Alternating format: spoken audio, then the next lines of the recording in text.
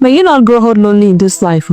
There is this old man who sleeps right outside my house, beside the security post. He would usually lay his big nylon sheet on the ground and passes the night there. And in the afternoons, he goes out to do his shoemaking work. But honestly, I doubt if he makes more than 1,000 naira a day. I cook a lot, so I sometimes pack meals for him. Other times, I give him money. And every time, he smiles with so much gratitude. I bet that smile hides years of pain, loneliness, and struggle. It is true that poverty actually ages people, but from his look, I can tell that man will be nothing less than 70 years old. So one day, curiosity got the better of me, and I asked about his family. He told me he had neither a wife nor a child. I asked about his extended family, and he said his parents had died a long time ago. So as we spoke, his voice broke, and I saw a tear drop from his eyes. And then this Baba said something. I only wish I had a wife or a child. He said it in pidgin. At that point, my heart really sank. I had so many questions. Why didn't you marry? If you choose this life, did circumstances push you here? But I swallowed all of them, because in that moment, I realized that the answers didn't matter anymore. He was a man in his final season of life, with no one to call his own, no one to sit with him, no one to carry his name forward,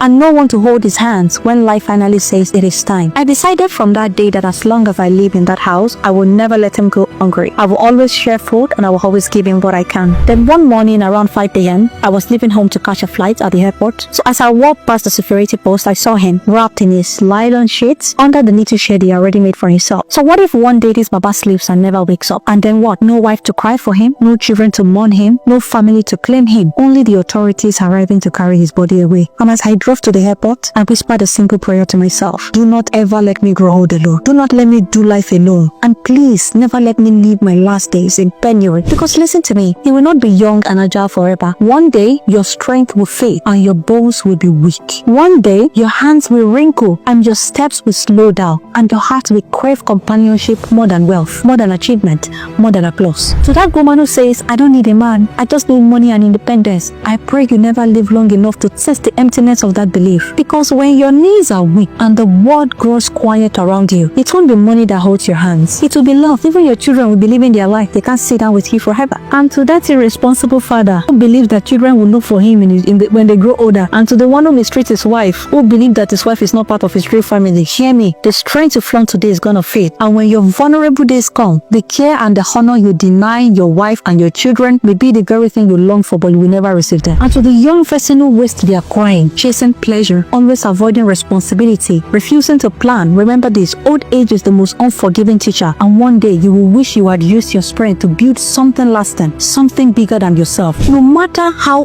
independent, successful, or self-sufficient you think you are, there comes a stage in your life when companionship is no longer a luxury, it is survival. And that's why many couples who grow old together, those who truly bonded by love, often die months apart. The heart cannot carry the weight of such loneliness. I saw this with my paternal grandparents. They died months apart. In your middle years, you think you have strength, but when old age comes, all the distraction will fade. No more job titles, no business deals, no endless hustle, and in the stillness of the evening, one person will remain: who will sit with me, who will laugh with me, and who will hold my hands and call my name when the world grows silent. Yoruba used to say something that's a Bara Lamhura. Life has seasons, and every season demands its own preparation. If you want a peaceful evening in life, you must build your afternoon with diligence, with discipline and intentionality. And at the end of it all, it won't be the titles, it won't be the wealth, it won't be the applause. What you will cleave to are the faces, voices, and memories, the people you chose to love and those who chose to love you back. So while you are young, choose wisely, live intentionally, and love deeply, because there is nothing more painful than growing old alone.